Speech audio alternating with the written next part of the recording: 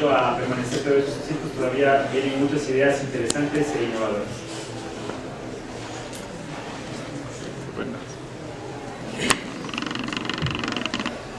Aunque después de las intervenciones a lo mejor yo tendría que cambiar lo que había preparado, pero me he pasado la vida de contestatario, en esta ocasión no lo hice. Bueno, estamos en la época de celebraciones de los 150 años del Capital, aunque de manera un poco atropellada, pues hace siglo y medio lo único que se publicó fue el primer tomo del mismo, de los 4 que conforman la obra. El primero fue publicado por Marx, el segundo y tercero por Engels, el cuarto inicialmente por Kautsky, en 3 volúmenes entre 1905 y 1910, pero sin embargo fue una versión que alteró significativtivamente los manuscritos de Carlos Marx, y Kautsky se dedicó más a poner lo que era de su cosecha. Esto fue o motivó para que el Instituto de Marxismo-Leninismo del Comité Central del Partido Comunista de la Unión Soviética lo publicara en 3 partes y en fechas diferentes entre 1954 y 1961. En consecuencia, los 150 años del Capital serían 6 fechas esparcidas a lo largo de 94 años. Ahora, en el 2017 estamos celebrando 150 años del primer tomo. Los 150 del segundo sería, o tendríamos que celebrarlo, bueno, ustedes, yo no, en el 2035. Del tercer tomo en el 2044, y del cuarto tomo, que son en 3 fechas, tendrían que celebrarse en el 2104, 2107 y en el 2111. Hasta allí celebraremos los 150 años del Capital, más o menos. Marx dedicó los últimos 40 años de su vida a la obra cumbre del Capital, que lo inició en los 1840, ¿sí? En el 43 con las primeras investigaciones que fueron los manuscritos económicos y filosóficos en 1844, posteriormente la ideología alemana, luego filosofía, miseria de la filosofía, trabajo asalariado y capital, manifiesto del Partido Comunista conjuntamente con Engels en 1847. Todos esos son una especie de preparativos de lo que termina siendo la gran obra que es el Capital. El fantasma del manifiesto comunista de 1847 siguió recorriendo Europa de una década después, entre 1857 y 58, escribe los elementos fundamentales para la crítica de la economía política, que se conoce en el idioma original, en el alemán, como los Grundrisse, ¿sí? Que pueden considerarse los borradores del Capital, porque esos son los elementos fundamentales para la crítica de la economía, y luego el Capital se llama la crítica de la economía política, ¿sí? Y aunque son los borradores, pero en los Grundrisse es posible encontrar algunos temas que están mejor desarrollados, más ampliamente desarrollados que en el propio El Capital. Para esto dedicó, desde su llegada a Londres, desde 1848, a pasar buena parte de su vida en la biblioteca del Museo Británico, dando ejemplo de que para acceder al conocimiento hay que estudiarlo. Y es importante en este auditorio tratándose de una facultad universitaria. Inmediatamente después de los elementos fundamentales para la crítica de la economía política, escribió Marx la contribución a la crítica de la economía política entre agosto del 58, estamos hablando de 1858, y enero de 1859, en cuyo célebre prefacio expone la concepción materialista de la historia y determina la esencia de la teoría del materialismo histórico. Marx puso de manifiesto que las contradicciones entre las fuerzas productivas y las relaciones de producción que surgen en una fase determinada del desarrollo de la sociedad clasista son la causa principal de las revoluciones sociales y todos los sistemas sociales de clase, ¿no? se produce eso, de la sustitución revolucionaria de una formación socioeconómica por otra más progresista. Es la demostración de cómo la economía política y el materialismo histórico van indisolublemente de la mano. Y eso es el Capital, no es un texto exclusivamente de economía política, ¿no? Allí está materialismo histórico y está materialismo dialéctico. En el prólogo a la primera edición alemana del Capital nos dice, entre comillas, el trabajo cuyo primer tomo propongo al público es la continuación de la contribución a la crítica de la economía política publicada por mí en 1859. El largo intervalo transcurrido entre el comienzo y la continuación me ha sido impuesto por una enfermedad de muchos años que ha interrumpido la labor repetidas veces. Y en una carta a Meyer del 30 de abril de 1867 decía: el trabajo al cual he sacrificado mi vida, mi felicidad en la vida y mi familia. Eso es el Capital, es la vida de Marx, no es cualquier escrito. Mientras pasa vicisitudes con su propia familia y esperando la colaboración que lo hace permanentemente Engels para poder sobrevivir, mientras él se dedica a escribir el Capital, que no es un libro para la academia, es un libro escrito para los trabajadores fundamentalmente, y esa es para mí la importancia fundamental del Capital. Puede servir como libro para dar exámenes de economía, pero es un texto para entender el desarrollo del sistema capitalista, su funcionamiento y para derrocarlo. Esa es la importancia del Capital de Marx. En esto, lo que nos ofreció Marx, su vida dedicada a descubrir cómo funciona el capitalismo, a develar la explotación de que es víctima la clase obrera, para que una vez consciente de ello pueda dedicarse a la actividad política tendiente a la destrucción de ese sistema. Es la herramienta de la liberación del proletariado y del pueblo. Y las herramientas no son para ponerlas en vitrina, para observarlas. Tampoco se hicieron solamente para homenajearlas. Las herramientas se hicieron para utilizarlas. El conocimiento del capital es un arma en la mano de la clase obrera y es una obligación de saber utilizarlo por parte de todo dirigente laboral, dirigente sindical, dirigentes políticos de izquierda y de cualquiera que pretenda decirse revolucionario. Aquellos que han optado por otras teorías que proponen socialismos contrarios al marxismo no son más que charlatanes al servicio del fortalecimiento del capitalismo y del imperialismo, y de eso tenemos en los últimos tiempos un montón de economistas. Después del esfuerzo realizado por Marx al escribir su teoría, la tarea ha sido y sigue siendo la de acercarle ese conocimiento a la clase obrera, a los trabajadores del mundo, a los explotados, pero nadie puede enseñar lo que no sabe. Y la tarea de aprender es algo compleja, dicho por su propio autor.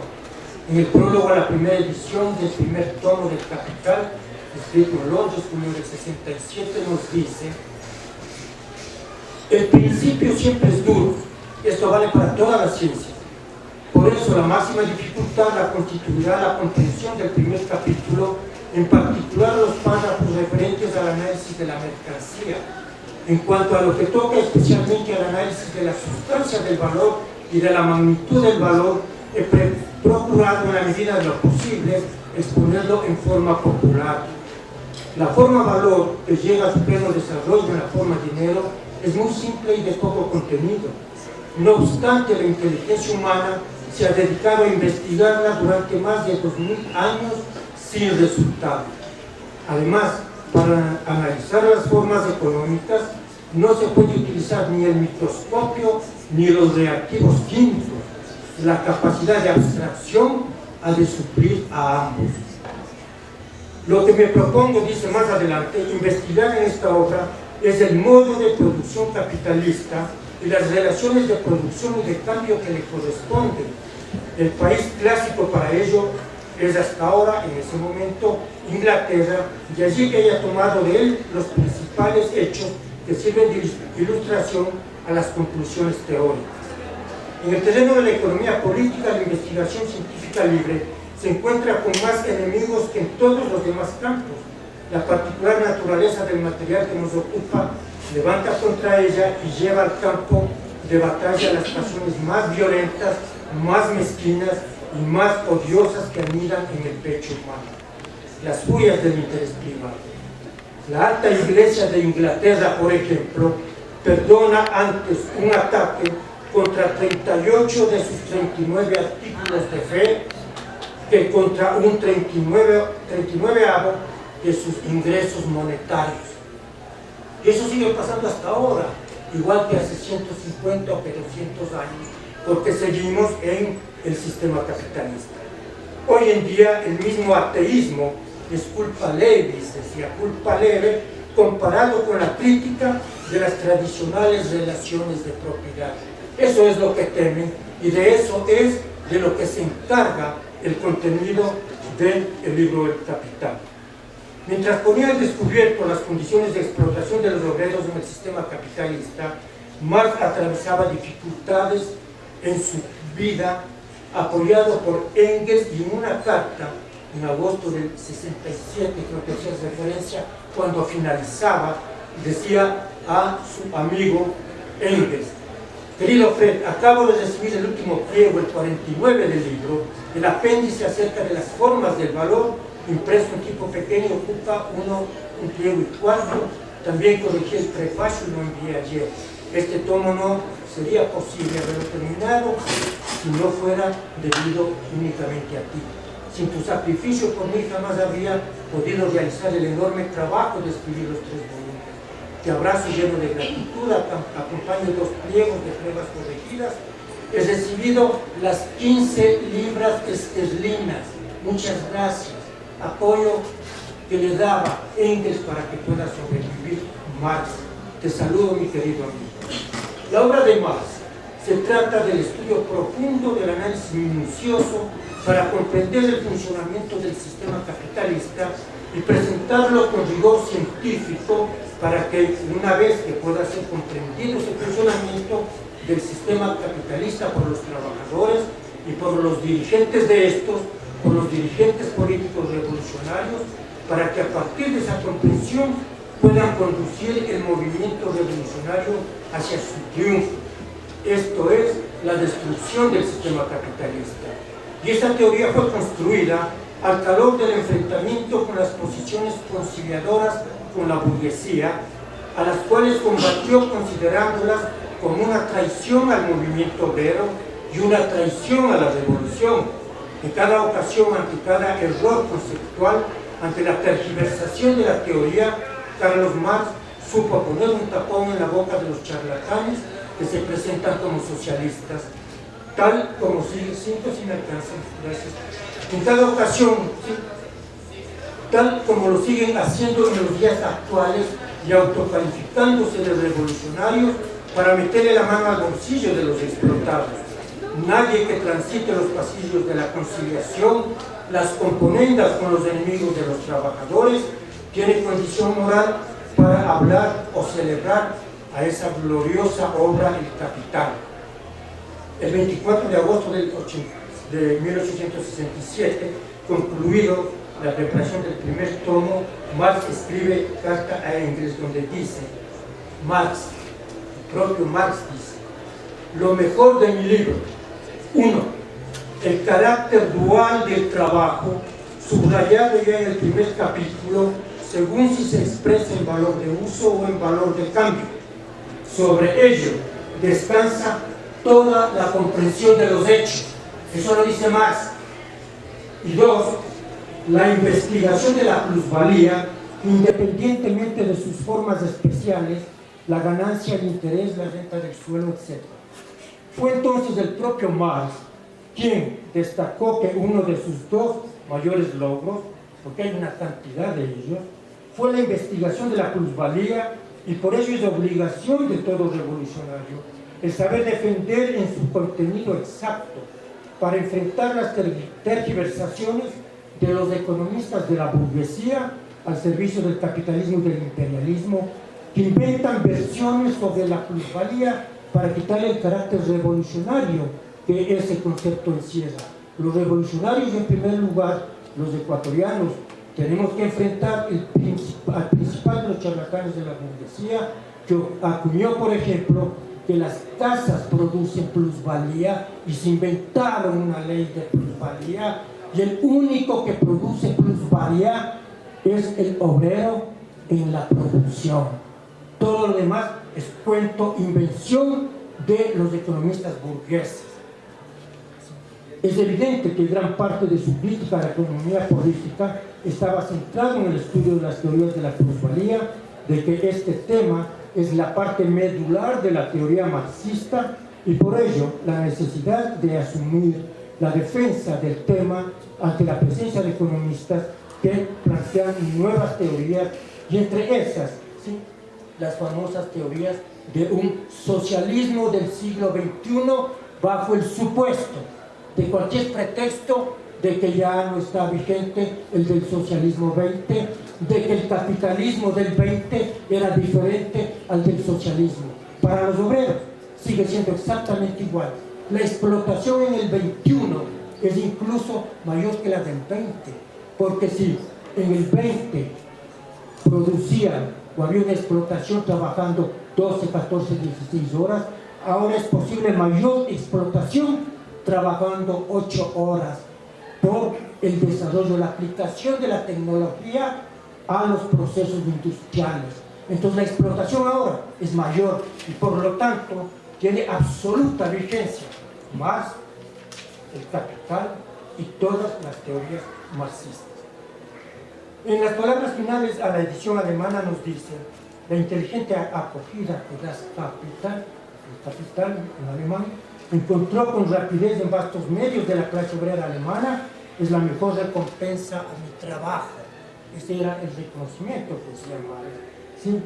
Ese es el homenaje que hay que hacer a la obra de Carlos Marx, su difusión a gran escala entre la clase obrera, y para ello tenemos que estudiar la teoría para poder difundirla, porque reiteramos que nadie puede difundir, ni utilizar, ni enseñar lo que no sabe. Voy a saltarme un poco y a una parte final de Marx.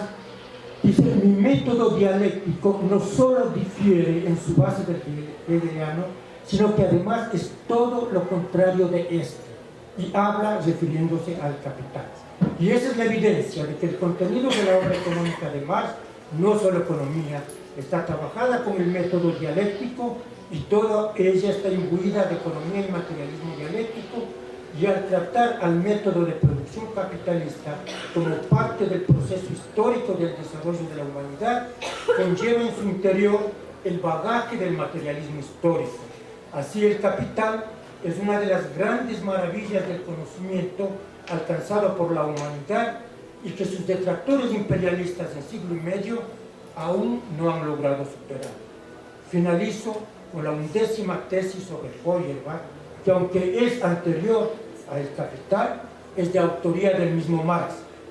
Los filósofos no han hecho más que interpretar de diversos modos el mundo, pero de lo que se trata es de transformarlo. Y añadimos, ese es el papel de los revolucionarios. Gracias.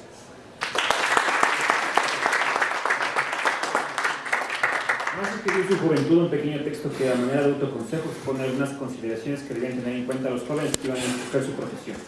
Comienza por criticar una motivación que hoy es harto difundida: escoger una carrera por la mera ambición. Para Marx, esta visión es peligrosa, ya que puede ser que terminemos en una profesión en la cual seamos solamente unas herramientas útiles, con tareas desagradables y dirigiendo nuestros esfuerzos para el enriquecimiento privado de otras personas. Al final de su texto concluye: pero la principal guía que debe dirigirnos en la elección de profesión es el bienestar de la sociedad y nuestra propia perfección. No debe pensarse que estos dos intereses puedan entrar en conflicto, que uno pueda destruir al otro. Por el contrario, la naturaleza humana está constituida de tal modo que solo podemos atender a nuestra propia perfección, trabajando por la perfección y el bien de los demás. Si se trabaja solo para uno mismo, es posible convertirse en un hombre de fama, en un gran sabio, un excelente poeta, pero jamás en un verdadero gran hombre. La historia llama grandes hombres a aquellos que se ennoblecen a sí mismos trabajando por el bien común. La experiencia clama como a los hombres más felices a aquellos que hacen felices a un mayor número de personas. La religión misma nos enseña que el ser ideal al que todos luchan por imitar se sacrificó a sí mismo por el bien de la humanidad. ¿Y quién se atrevería a despreciar tales juicios? Si hemos elegido la posición en la vida en la que, ante todo, podemos ayudar a la humanidad, ninguna carga podrá aplastarnos, porque los sacrificios serán en beneficio de todos. No experimentaremos una felicidad egoísta, limitada y estrecha, sino que nuestra felicidad pertenecerá a millones de personas, nuestros actos permanecerán sosegadamente, perpetuamente vivos. Sobre nuestras cenizas caerán las cálidas lágrimas de las personas nobles. Bueno, gracias a todos los compañeros por asistir.